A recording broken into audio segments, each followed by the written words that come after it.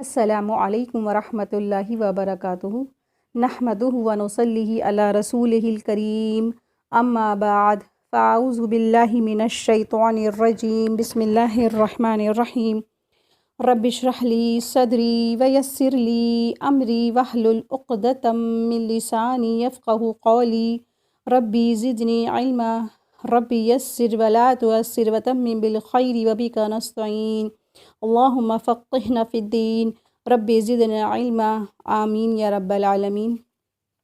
قرآن کریم کو سمجھنے سے پہلے ہم سب قرآن کریم کے بارے میں جانیں گے تھوڑا سا کہ اللہ کی کتاب ہے، اس کے بارے میں جانتے ہیں کہ لفظ قرآن نہیں ہے، قرآن ہے، اور یہ قاف را حمزہ سے ہے۔ قرآن عربی زبان کا لفظ ہے، اس کے چند معنی ہیں۔ ایک معنی یہ ہے بار بار پڑھا جانے والا، با کثرت پڑھا جانے والا۔ دوسرا معنی قرآن کا مطلب جمع کرنا بھی ہے۔ تیسرا مطلب بعض علماء کہتے ہیں قرآن نام اس لیے رکھا گیا، یہ آیات اور صورتوں کو ملاتا ہے، باہم جمع کرتا ہے، اس وجہ سے اس کا مطلب ہے جمع کرنا۔ امام راغب کہتے ہیں قرآن مجید کا نام اس لیے قرآن رکھا گیا ہے کہ وہ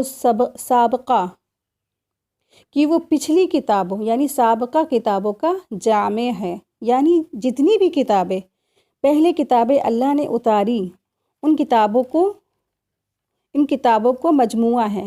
سابقہ کتاب یعنی کہ پہلے کی جو کتابیں، پچھلی جو کتابیں آئی ہیں اللہ کی طرف سے، ان سب کا مجموعہ ہے۔ اللہ نے جو کتابیں نازل کی تھی، پچھلی کتابیں، ان سب کا یہ قرآن کریم مجموعہ جامع ہے۔ پچھلی کتابیں کا جامع یعنی ان پچھلی کتابوں کو بھی مٹیریل قرآن کریم میں اپنے اندر جمع کر لیا ہے، یعنی تورات، انجیل، زبور، ان میں جو اہم باتیں تھیں وہ قرآن کریم میں اپنے اندر جمع کیا ہوا ہے۔ اس اعتبار سے قرآن پچھلی کتابوں کا جامع ہے اور اس کا خلاصہ، جبکہ تورات ایک قانون ہے، یعنی کہ اس کا خلاصہ یہ ہے جو کتابوں میں تھا، جو 4 کتابیں پہلے نازل ہوئی، 3 کتابیں، اس میں کیا تھا؟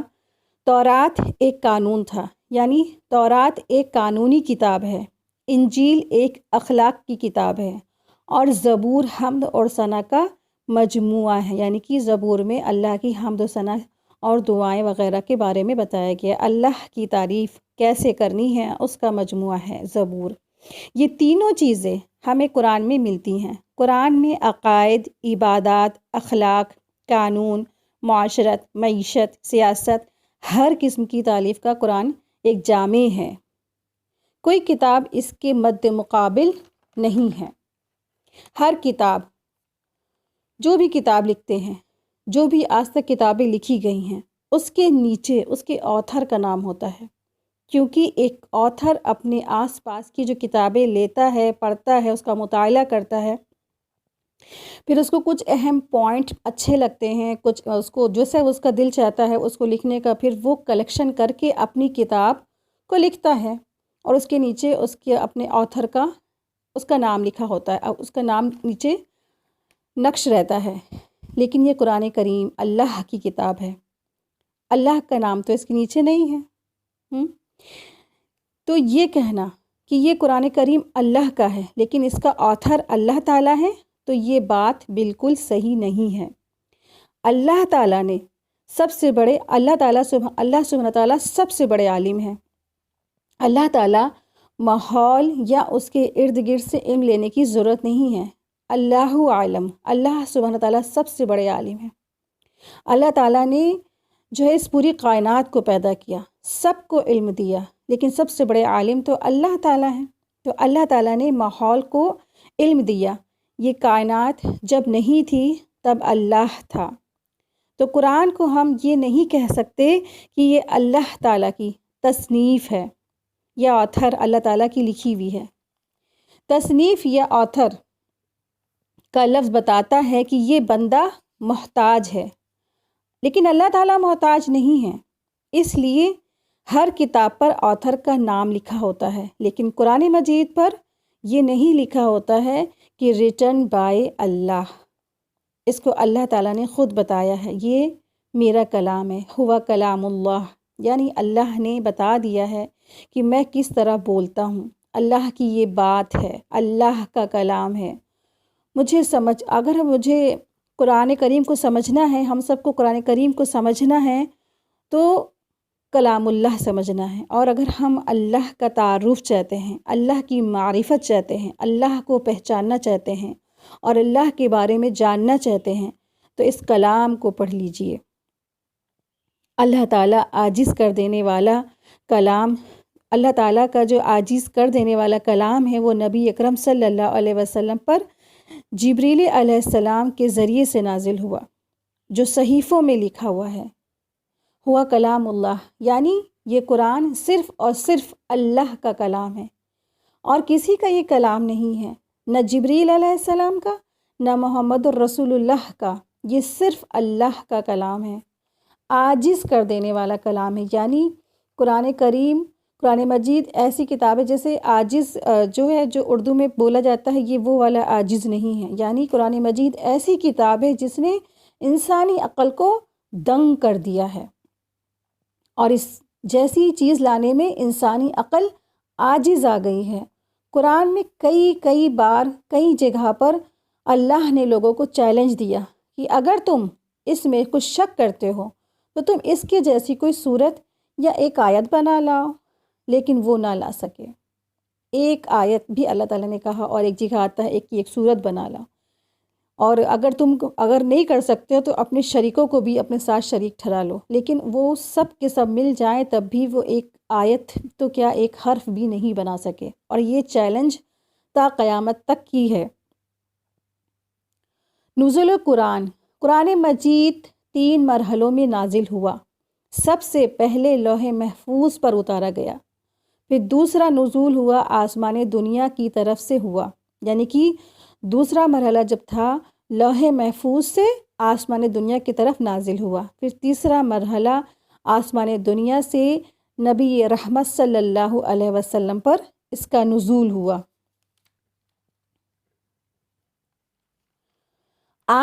جب آپ صلی اللہ علیہ وسلم پر وحی کا نزول ہوتا تھا تو گھنٹی کی سی آواز آتی تھی جو صرف نبی صلی اللہ علیہ وسلم کو سنائی دیتی تھی۔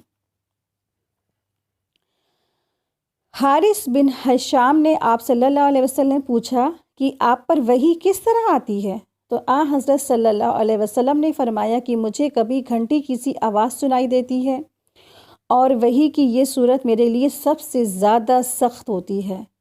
پھر جب یہ سلسلہ ختم ہو جاتا تھا تو جو کچھ اس آواز نے کہا ہوتا تھا مجھے یاد ہو چکا ہوتا، اور فرشتہ کبھی میرے سامنے مرد کی صورت میں آتا۔ یہ صحیح بخاری کی تفسیر میں سے کتاب الوحی میں یہ حدیث موجود ہے۔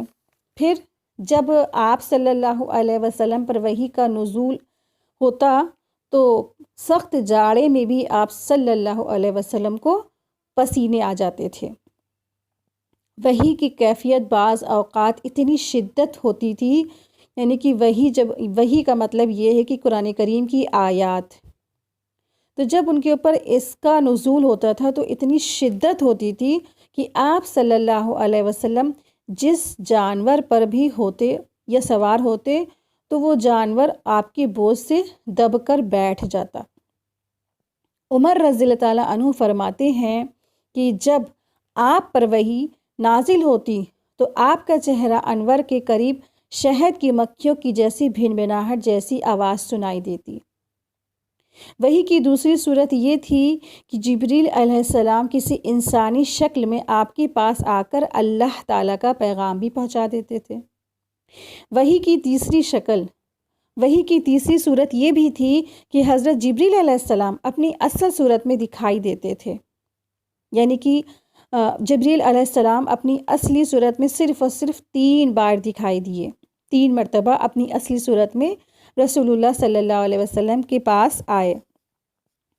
قرآن کریم کا نزول آپ صلی اللہ علیہ وسلم پر اس وقت ہوا جب آپ صلی اللہ علیہ وسلم کی عمر 40 سال تھی۔ سب سے پہلے نازل ہونے والی جو آیات ہے وہ سورہ علق کی ابتدائی 5 آیات ہے۔ اقرا بسم ربک الذی خلق۔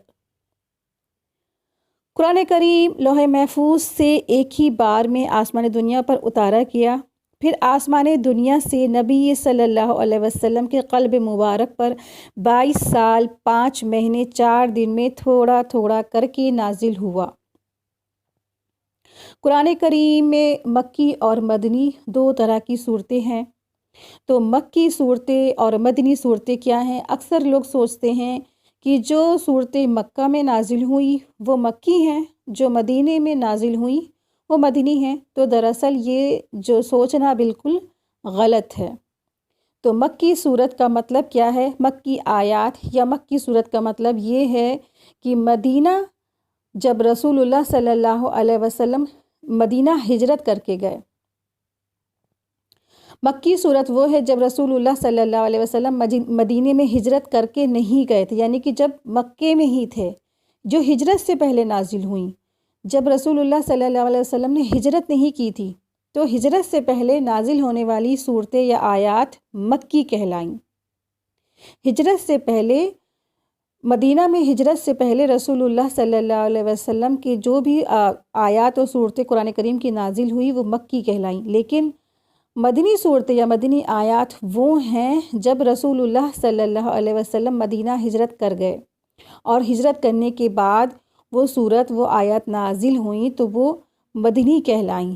حتیٰ کہ جب جو آپ صلی اللہ علیہ وسلم مکہ کے مقام پر بھی ہوتے، حدیبیہ کے بھی مقام پر ہوتے، تب بھی وہ صورتیں مدنی کہلائیں۔ کیونکہ آپ صلی اللہ علیہ وسلم ہجرت کر چکے تھے، تو ہجرت کے بعد جو نازل ہوئیں وہ صورتیں مدنی کہلائیں، اور جو ہجرت سے پہلے نازل ہوئیں صورتیں وہ آیات وہ مکی کہلائیں۔ مدنی اور مکی صورتوں میں ایک خاص ڈیفرنٹ بھی ہوتا ہے، ایک خاص جو اس میں فرق بھی ہوتا ہے۔ مدنی صورتوں میں مسلسل احکامات آئے، احکام، اللہ نے کہا کہ آپ کو ایسا کرنا ہے، ڈو اور ڈونٹ، آپ کو یہ کرنا ہے اور یہ نہیں کرنا ہے، اللہ تعالیٰ نے حکم دیا مسلمانوں کو۔ لیکن مکی صورتیں کیا تھی؟ مکی صورتوں میں اللہ سبحانہ تعالیٰ نے قدرت کی طرف انسان کا غور فکر دلائی، توحید کی طرف اللہ تعالیٰ نے انسان کا ذہن موڑ دیا، اور پچھلی اقوام کے واقعات آئے اور توحید اور رسالت اور آخرت کے بارے میں اس میں ان لوگوں کو یقین دلایا گیا۔ مکی صورتوں کی یہی پہچان ہوتی ہے، اس میں قدرت کی باتیں ہوتی ہیں کہ تم نے نہیں دیکھا پہاڑوں کو، تم نے نہیں دیکھا اونٹ کی طرف، تم نے نہیں دیکھا مکھی کی طرف، تم نے نہیں دیکھا زمین آسمان کی طرف، ان سب چیزوں کی طرف غور فکر دلاتے ہیں اللہ تبارک تعالیٰ۔ تو مکی صورتوں کی تعداد 91 ہے، جبکہ مدنی صورتوں کی تعداد 23 ہے۔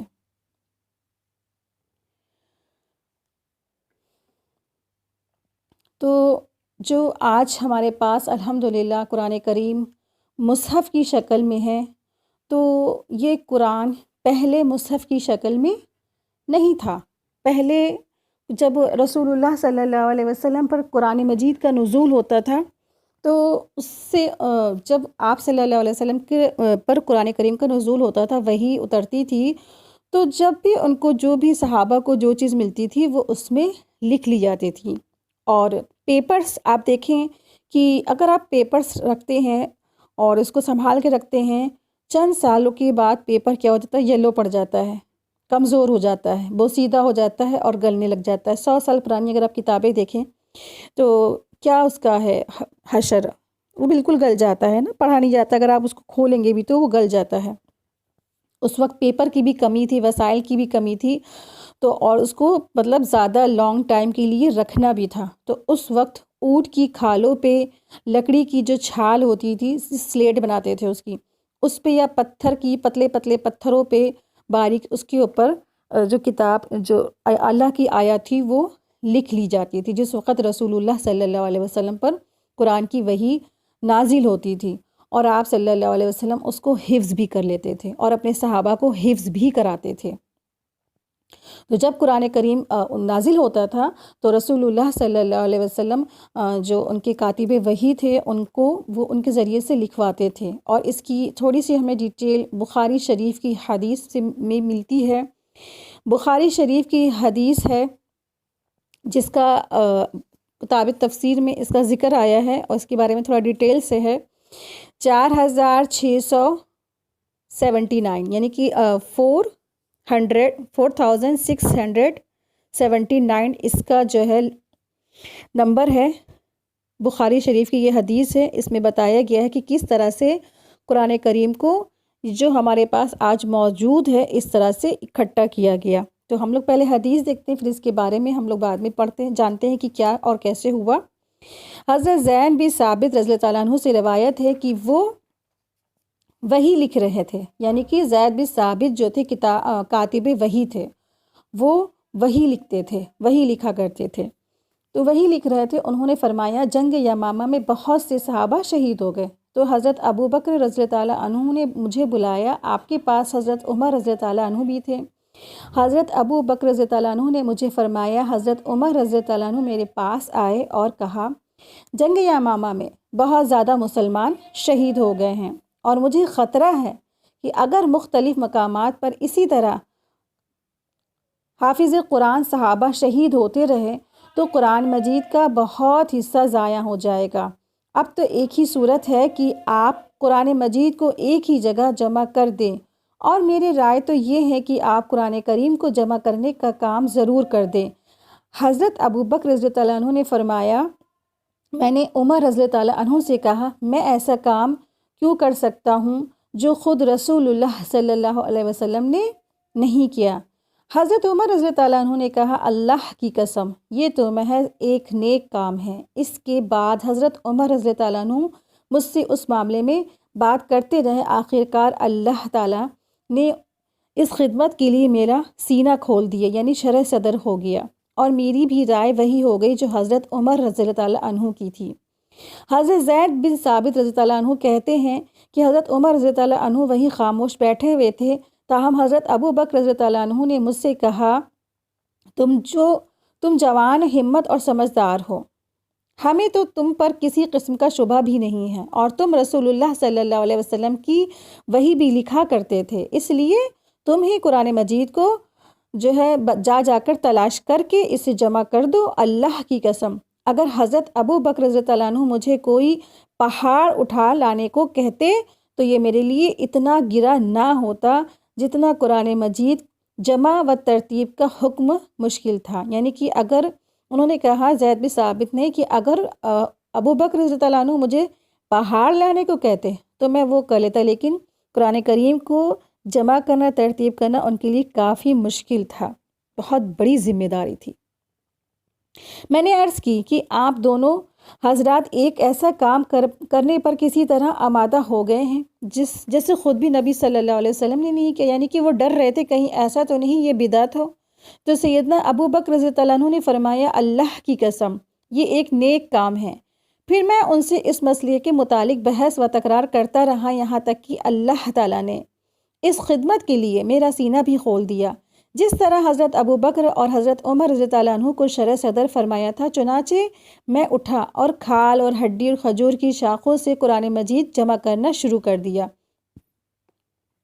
اور لوگوں کے حافظے سے بھی مدد لی، حتیٰ کہ سورہ توبہ کی 2 آیت حضرت خزیمہ انصاری رضی اللہ عنہ کے پاس پائی، اور ان کے علاوہ اور کسی کے پاس لکھی ہوئی نہ تھی، اور وہ یہ تھی لَقَدْ جَاءَكُمْ رَسُولٌ مِّنْ أَنفُسِكُمْ۔ اور وہ اوراق جن میں قرآن جمع کیا گیا تھا وہ سیدنا ابو بکر رضی اللہ عنہ کے پاس رہے، حتیٰ کہ اللہ تعالیٰ نے ان کو وفات دی۔ پھر عمر فاروق کے پاس رہے، حتیٰ کہ اللہ تعالیٰ نے ان کو فوت کر لیا۔ پھر وہ ام المومنین حضرت حفصہ بنت عمر کے پاس رہی۔ عثمان بن عمر اور لیث نے یونس کے ذریعے سے ابن شہاب سے روایت کرنے میں شعیب کی مطابقت کی ہے، یعنی کہ یہ راوی تھے۔ تو اس حدیث سے ہمیں بہت ساری باتیں پتہ چلتی ہیں کہ یہاں پہ بات ہو رہی ہے یمامہ کی جنگ کی۔ تو یمامہ کی جنگ کذاب کے خلاف، مسلمہ کذاب تھا جس نے جھوٹا جو پیغمبر ہونے کا، رسول ہونے کا دعویٰ کیا تھا، مسلمہ کذاب اس کا نام تھا۔ تو یمامہ کی جنگ لڑی گئی تھی جس کے خلاف، مسلمہ کذاب کے خلاف لڑی گئی تھی۔ یہ بہت ہی سخت قسم کی جنگ تھی، اس میں 70 یا 600 کے قریب حافظ قرآن شہید کر دیے گئے تھے، شہید ہو گئے تھے۔ جنگ یمامہ 11 ہجری میں پیش آئی تھی نا، آپ صلی اللہ علیہ وسلم دنیا سے جا چکے تھے، اور یہ بہت سخت قسم کی جنگ تھی جس میں بے شمار لوگوں کے ساتھ ساتھ قرآن کے کئی حافظ بھی شہید ہو گئے تھے۔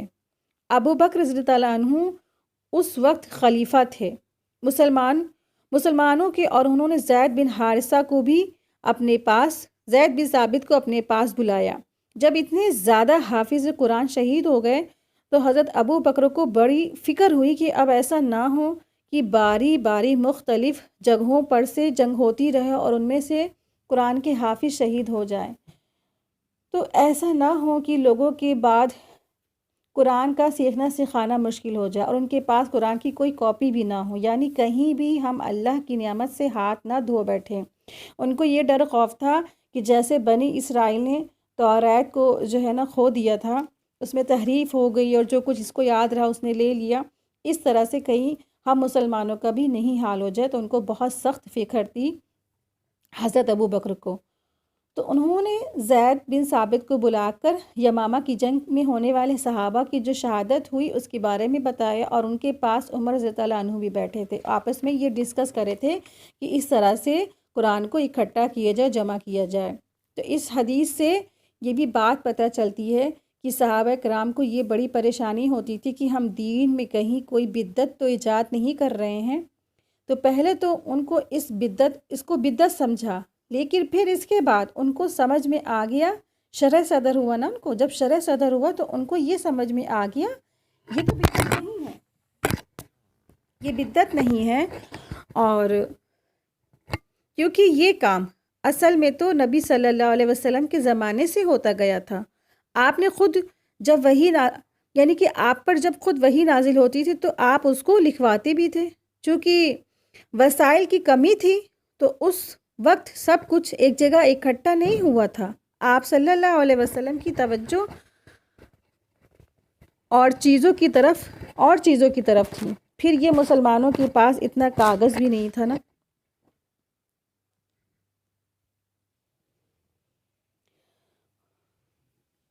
تو اس وقت کاغذ اور وسائل کی کمی تھی، تو آپ صلی اللہ علیہ وسلم کی توجہ اور طرف تھی۔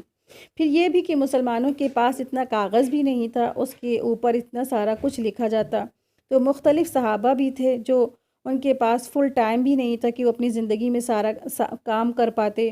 شاید آپ کچھ اور سال زندہ رہتے تو خود کروا بھی لیتے، یعنی کہ آپ صلی اللہ علیہ وسلم خود اور سال زندہ رہتے تو وہ یہ بھی کام بھی ہو جاتا۔ تو جو کام آپ کی زندگی میں ہو چکا تھا اس کو کنٹینیو کرنا بدعت نہیں ہے۔ بدعت وہ کام ہے، بدعت وہ چیز ہے جس کی کوئی مثال ہی نہیں ملتی دین میں۔ نئے سرے سے اپنے من سے نئے سرے سے کوئی کام نیا دین میں ایجاد کرنا، عبادت کی سمجھ کے کہ وہ عبادت ہے تو وہ بدعت ہے۔ اپنے آپ سے شروع کر دینا تو یہ بدعت ہے، ٹھیک ہے۔ تو یہ ایک اس طرح سے قرآن کریم کو اکٹھا کیا گیا اور ان کے اندر شرح صدر ہوتا چلا گیا صحابہ کے اندر، اور وہ اس کام کو سر انجام دیتے رہے۔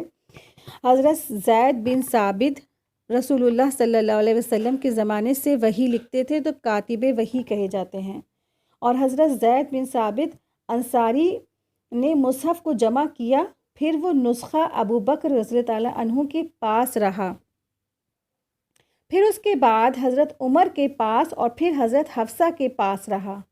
آپ دیکھیں کہ ایک عورت کو بھی اللہ نے یہ سعادت بخشی کہ قرآن کا اصل نسخہ اس کے پاس صحیح شکل میں ترتیب کے ساتھ موجود تھا، وہ اس کی کسٹیڈین یعنی کہ اس کی حفاظت میں رکھنے والی تھی، حفاظت کرنے والی تھی۔ پھر اس کے بعد حضرت عثمان کے پاس گیا، انہوں نے اس کی نقلیں تیار کی اور مختلف جگہوں پر اس کو بھجوایا، اور لوگوں کو، اور جو لوگ قریش کے جو لوگ تھے ان کے لہجے پر بھی جمع کیا۔ پھر اسی سے مصحف عثمانی جس کے مطابق ہم سب پڑھتے پڑھاتے ہیں، مصحف عثمانیہ جس کو کہتے ہیں، اس طرح سے یہ قرآن کریم اس طرح سے ہمارے پاس اس شکل میں آ گیا الحمدللہ۔ تو پہلے اس طرح سے قرآن کریم نہیں تھا، اور جن کے اوپر قرآن کریم کا نزول ہوا تھوڑا سا ان کے بارے میں بھی ہم جان لیتے ہیں کہ رسول اللہ صلی اللہ علیہ وسلم ہم سب کے رسول، آخری نبی رحمت، اور جن کے اوپر قرآن کریم کا نزول ہوا. تو آپ صلی اللہ علیہ وسلم کے اوپر قرآن مجید کا نزول ہوا. اور جب رسول اللہ صلی اللہ علیہ وسلم کے اوپر قرآن مجید آیا، اس وقت جو دراصل کیا تھا، مکہ میں اور عرب میں کافی جاہلیت تھی. یعنی کہ آپ سوچیں کہ آخری جو نبی آئے تھے، آخری نبی عیسیٰ علیہ السلام تھے آپ صلی اللہ علیہ وسلم سے پہلے، اور عیسیٰ علیہ السلام اور رسول اللہ صلی اللہ علیہ وسلم کے بیچ میں جو آنے کی ٹائمنگ ہے، وقفہ ہے، 500 سے 600 سال. 500 سے 600 سال تک کوئی رسول نہیں آیا تھا، اور جو تعلیم تھی انجیل کی ہی تعلیم کے حساب سے عمل کیے جا رہے تھے. اس وقت کے جو انجیل کو ماننے والے تھے، ایک اللہ کی عبادت کرنے والے تھے، وہی مسلمان سمجھے جاتے تھے. اور اگر آپ دیکھیں مکہ کے اندر، تو مکہ کے اندر اسماعیل علیہ السلام کے بعد سے کوئی رسول نہیں آئے تھے، کوئی نبی نہیں آئے تھے. اور تقریباً یہ 2500 سال کے بعد رسول اللہ صلی اللہ علیہ وسلم عرب کے لوگوں میں، مکہ کے لوگوں میں بطور رسول اور بطور نبی آئے، پیغام لے کے اللہ تعالیٰ کا آئے. تو اس وقت زمانہ اتنا زیادہ، جب رسول اللہ صلی اللہ علیہ وسلم نہیں آئے تھے اور آنے ہی والے تھے، تو اس قدر زمانہ جہالیت پہ تھا، اور اس قدر جہالت کے اندھیرے پھیلے تھے. ہر طرف لا علمی تھی، ہر طرف اتنی زیادہ ان ایجوکیٹڈ لوگ تھے، بالکل دیہاتی، بالکل جنگلی، اور اتنا زیادہ ظلم ہوتا تھا عورتوں پر. اور لڑکیوں کو تو بس جو ہے نا، سمجھتے تھے کہ یہ ایک بہت بری خراب چیز ہے. لڑکیوں کو لوگ اتنی بری سمجھتے تھے کہ لڑکیاں سمجھتے تھے کہ اب یہ لڑکی پیدا ہو گئی ہے تو میری ناک کٹ گئی، اب ہم اس کو تو دفنا دیں یا گاڑ دیں. اور جیسے کسی کی لڑکی پیدا ہوتی تھی، اس کا جو چہرہ ہوتا تھا غصے کے مارے سرخ ہو جاتا تھا، اس کی چہرے کی ہوائیاں اڑ جاتی تھیں، اور بس لڑکیوں کو لے جایا جاتا تھا اور اس کو زندہ دفن کر دیا جاتا تھا. اور یتیموں کے مال غبن کر لیے جاتے تھے. یتیم بچوں کے مال جو ہے ان کے ہی گھر والے، چچا یا بڑے ابا، جو بھی ان کے گھر والے مرد تھے، وہ سب کھا جاتے تھے، اور یتیموں کو ان کے حقوق نہیں دیتے تھے. سارے کی ساری پراپرٹی لوگ ہڑپ کر جاتے تھے. غریبوں پہ، غلاموں میں بہت زیادہ ظلم ہی ظلم پھیلا تھا. اور لوگ ایسے عجیب طریقے سے بس جی رہے تھے، زندگی بس لوگ گزار رہے تھے. علم دور دور تک نہیں تھا، لا علمی، جہالت، اور جہالت کے اندھیرے پورے میں پھیلے ہوئے تھے. تو پھر اللہ سبحانہ تعالیٰ نے رسول اللہ صلی اللہ علیہ وسلم کو دنیا میں لائے، تو بہت زیادہ اللہ کا فضل و کرم ہوا. تو رسول اللہ صلی اللہ علیہ وسلم جب دنیا میں آئے، اس وقت سخت جہالت، لا علمی کے بہت زیادہ خرابی پورے میں پھیلی ہوئی تھی عرب کے معاشرے میں. بس لوگوں کے حقوق مار لیے جاتے تھے، اور جو لوگوں کے حقوق، اصل جو وارث تھے ان کے حق کیا کیے جاتے تھے، مار جاتے تھے، لوگ مار لیتے تھے. غیروں کو لوگ کیا کرتے تھے، ایک غیر لڑکا، غیر دوست، غیر بھائی، اس کو اپنے منہ سے کہہ دیتے تھے کہ تم میرے منہ بولے بھائی یا منہ بولے بیٹے ہو، تو میری پراپرٹی کے جو ہے نا وارث بن گئے، اور ہاتھ سے تمہارا میرا رشتہ ہو گیا. اور اس کے جو اصلی مالک ہوتے تھے، اصلی جو وارث ہوتے تھے، ان کو اپنی اس کی پراپرٹی سے بے دخل کر دیا جاتا تھا. اس قدر مطلب ظلم پھیلا ہوا تھا. اور پھر آپ صلی اللہ علیہ وسلم دنیا میں تشریف لائے، ہم سب کے لیے ایک بہترین اسوہ حسنہ، اور ہم سب کے لیے بہترین ایک رول ماڈل اللہ تعالیٰ نے بھیج کر ہم سب پر بڑا احسان کیا. بہت بڑا احسان ہوا اللہ تعالیٰ نے، جو رسول اللہ صلی اللہ علیہ وسلم کو مبعوث کیا ایک ہم سب کی امت کے لیے. اور ہم سب بڑے خوش نصیب ہیں جو آپ صلی اللہ علیہ وسلم کی امت میں ہیں.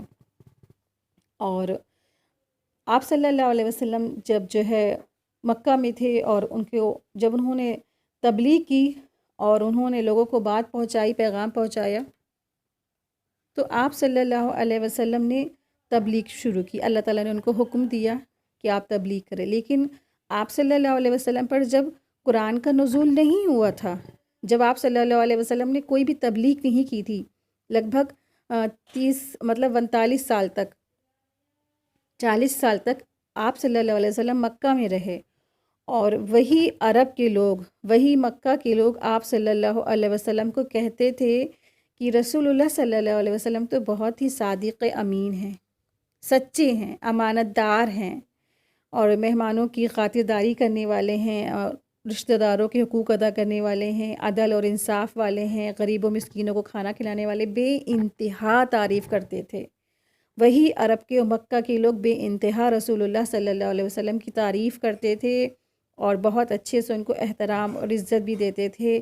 لیکن جب رسول اللہ صلی اللہ علیہ وسلم نے اللہ کے حکم کے مطابق، جب رسول اللہ صلی اللہ علیہ وسلم نے کوئی بھی ایسی بات نہیں پہنچائی تھی، نبوت کا دعویٰ نہیں کیا تھا، تو وہی مکہ والے آپ صلی اللہ علیہ وسلم کو کہتے تھے آپ تو صادق امین ہیں، امانت دار ہیں، بہت تعریف کرتے تھے۔ اور ایک بار حجر اسود کے لیے بھی جب تعمیر ہوا مکہ خانہ کعبہ کا، اور حجر اسود کے بارے میں تھوڑا سا یہ ہوتا کہ کون نقش کرے گا، کون نقش کرے گا، تو رسول اللہ صلی اللہ علیہ وسلم سے ہی حجر اسود کو نقش کروایا گیا، اور آپ صلی اللہ علیہ وسلم نے بڑی حکمت کے ساتھ چادر میں رکھ کے سب کے ہاتھ لگوا کے حجر اسود کو خانہ کعبہ کے اوپر نقش کروا دیا تھا۔ بہت حکمت سے انہوں نے کام لیا تھا۔ اس وقت بہت سب لوگ آپ صلی اللہ علیہ وسلم کو عزت اور محبت اور احترام کرتے تھے، لیکن جب آپ صلی اللہ علیہ وسلم نے اپنا نبوت کا دعویٰ کیا اور ایک اللہ کی عبادت کی طرف بلایا کہ ایک اللہ کی عبادت کرو، ایسا نہیں تھا مکہ والے اللہ پہ بھروسہ نہیں کرتے تھے، لیکن رسول اللہ صلی اللہ علیہ وسلم، مکہ والے کیا تھے کہ اللہ کے ساتھ اوروں کو بھی شریک ٹھہراتے تھے۔ مکہ والے اللہ کو تو مانتے تھے، اللہ پہ یقین رکھتے تھے، کہتے تھے اللہ ہے، ساری کائنات کا جو ہے اللہ ہی مالک ہے، لیکن اللہ ہم سے بہت دور ہے، اللہ ہماری بات نہیں سن سکتے، اللہ بہت جو ہے اعلیٰ ہے، بہت بلند ہے۔ تو اللہ کے پاس جانے کے لیے، اللہ سے جو ہے بات کرنے کے لیے ہمیں کچھ لوگ ہیں ان کا سہارا لینا پڑتا ہے۔ اس طرح سے وہ شرک کرتے تھے، اور 365 بت مکہ خانہ کعبہ کے ارد گرد رکھے ہوئے تھے، اور ان کو یہ بات بالکل نہیں پسند آئی کہ رسول اللہ صلی اللہ علیہ وسلم نے توحید کے بارے میں بتایا، ایک اللہ کی عبادت کریے، ایک اللہ کی جو ہے بات مانیے، باقی جتنے معبود ہیں سب کا انکار کریے۔ تو لا الہ الا اللہ کا مفہوم ہی کیا ہے؟ لا الہ الا اللہ کا مفہوم ہی یہی ہے کہ ایک اللہ کی عبادت کی جائے۔ جتنی بھی دنیا میں شرکا ہیں، شریک ہیں، ان سب کا ہم انکار کرتے ہیں، ہم صرف اور صرف اللہ کی عبادت کرتے ہیں۔ دنیا میں کوئی نہیں ہے عبادت کے لائق، صرف اور صرف اللہ کی عبادت کرتے ہیں، ہم ایک اللہ پہ ایمان لاتے ہیں۔ یہ ہے لا الہ الا اللہ کا مفہوم۔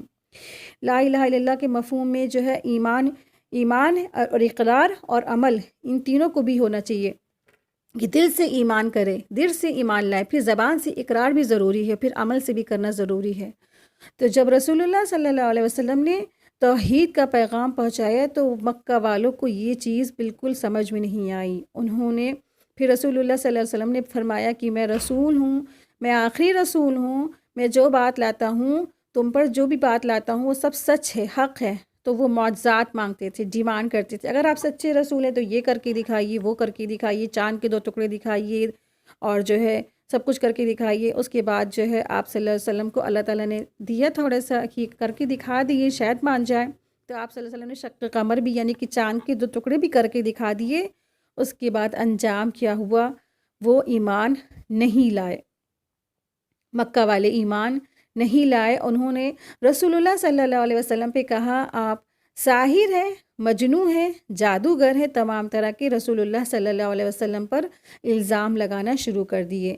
آپ تو جو ہے جھوٹے ہیں، ہے نا، تمام طرح کے ان کو رسول اللہ صلی اللہ علیہ وسلم کو باتیں بتائیں اور باتوں الزام لگائی، اور ان کے بارے میں دور تک افواہ پھیلا دی کہ یہ رسول اللہ صلی اللہ علیہ وسلم، محمد صلی اللہ علیہ وسلم ہیں، یہ جو ہے ایسے ہیں، مجنون ہیں۔ جو بھی لوگ حج تو اس زمانے بھی ہوتا رہتا تھا، اور ابراہیم علیہ السلام کے بعد سے بھی حج ہوتا تھا، اور جب بھی لوگ حج کرنے آتے تھے تو ان کو سب کو غلبلاتے تھے مکہ والے کہ اس طرح سے ایک جو ساحر ہے، ایک جادوگر ہے، اس طرح سے یہاں رہتا ہے۔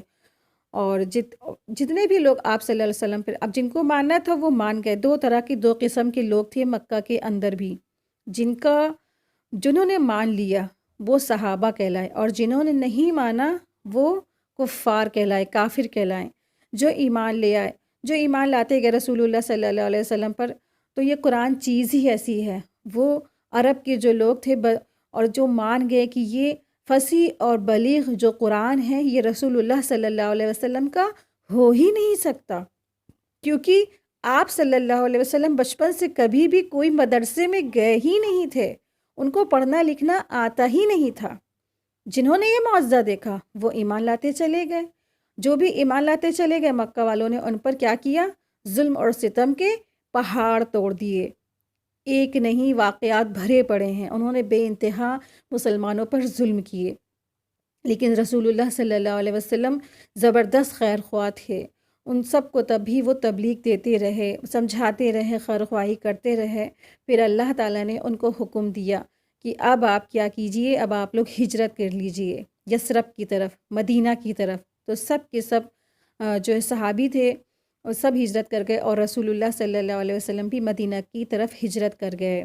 مدینہ پہ چھوٹی سی ایک ریاست قائم ہوئی، اور اللہ تبارک تعالیٰ نے پھر آپ صلی اللہ علیہ وسلم سے کہا اب آپ جنگ کیجئے، جو لوگ آپ سے جنگ کرتے ہیں تو آپ بھی ان سے جنگ کیجئے، کیونکہ اللہ تبارک تعالیٰ کو خانہ کعبہ کو، مکہ کو قیامت تک کے لیے ایک دین کا مرکز بنانا تھا۔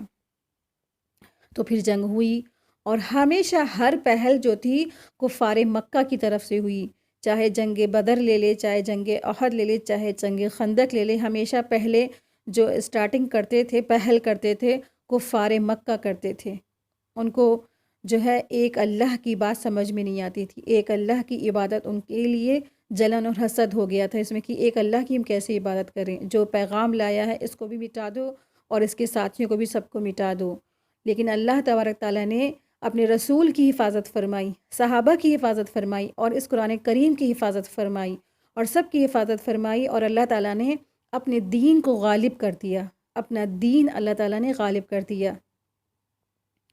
تو اس طرح سے فتح مکہ ہوا۔ فتح مکہ کے بعد جو ہے آپ صلی اللہ علیہ وسلم نے جو ہے پورا جو ہے مکہ کو فتح کر لیا۔ آخری جو تھی ایک جنگ اسے فتح مکہ کہتے ہیں، اس کے بعد جو ہے پورے خانہ کعبہ میں دین کا غلبہ ہو گیا، اور آپ صلی اللہ علیہ وسلم ان بتوں کو توڑتے جاتے تھے، اور جو ہے آیتیں پڑھتے جاتے تھے کہ جو ہے اللہ تبارک تعالیٰ نے کس قدر اللہ تعالیٰ نے ان کو توحید کا پیغام پہنچانے کے لیے بھیجا تھا۔ وہ کام انہوں نے ماشاء اللہ تبارک اللہ پورا کر دیا تھا۔ پھر جیسے ہی رسول اللہ صلی اللہ علیہ وسلم کے اوپر قرآن کریم کا پورا نزول ہو چکا، پھر آپ صلی اللہ علیہ وسلم اس دنیا سے بھی رخصت ہو گئے۔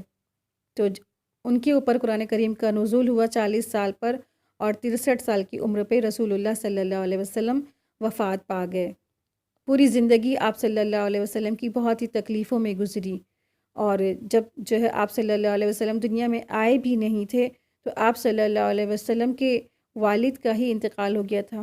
جب 5 سال کے ہوئے تھے تو آپ کی والدہ کا انتقال ہو گیا، جب 7 سال کے ہوئے تھے تو آپ کے دادا کا انتقال ہو گیا۔ اس طرح سے بہت جو ہے آپ صلی اللہ علیہ وسلم کی زندگی ہم سب مسلمانوں کے لیے ایک رول ماڈل ہے، ایک اسوہ حسنہ ہے، کہ جب اتنے بڑے محبوب مصطفیٰ صلی اللہ علیہ وسلم، جو اللہ جن سے محبت کرتا ہے، اپنے بندے پہ اور ان پہ اتنے غموں کے پہاڑ آتے ہیں، تو ایک عام انسان پہ غموں کے پہاڑ نہیں آ سکتے ہیں۔ ہر انسان کو جو دنیا میں آیا ہے اللہ تعالیٰ اس کو آزماتے ہیں، آزمائش کرتے ہیں، اس کی آزمائش ہوتی ہے، اس کا ایگزام ہوتا ہے۔ آپ دیکھیں جب آپ بازار جاتے ہیں، کیا آپ کوئی سامان ایسے ہی لے آتے ہیں؟ کیا ایک آپ کپ بھی لینے جاتے ہیں تو اس کو ٹھوک بجاتے ہیں کہ کہیں چٹکا تو نہیں ہے، کوئی کھنکھناہٹ کی آواز تو نہیں آ رہی ہے، کوئی ایسے ڈیفیکٹ تو نہیں ہے؟ اس کو چاروں طرف سے چیک کرتے ہیں۔ ایک کپ، چھوٹا سا کپ ہوتا ہے نا، اس کو چاروں طرف سے چیک کیا جاتا ہے کہ کہیں یہ چٹکا تو نہیں ہے نا۔ تو پھر اللہ تبارک تعالیٰ جب اپنے لیے کوئی چیز، کسی چیز کو سلیکٹ کرتے ہیں، کسی چیز کو چنتے ہیں، تو اس کی بھی آزمائش ہوتی ہے، اس کو بھی اللہ تبارک تعالیٰ ٹھوکتے ہیں، بجاتے ہیں، پھر اپنے کام کے لیے اس کو چوز کرتے ہیں، سلیکٹ کرتے ہیں۔ تو ہر مومن کی آزمائش ہوتی ہے، تو ہر انسان آزمایا جاتا ہے۔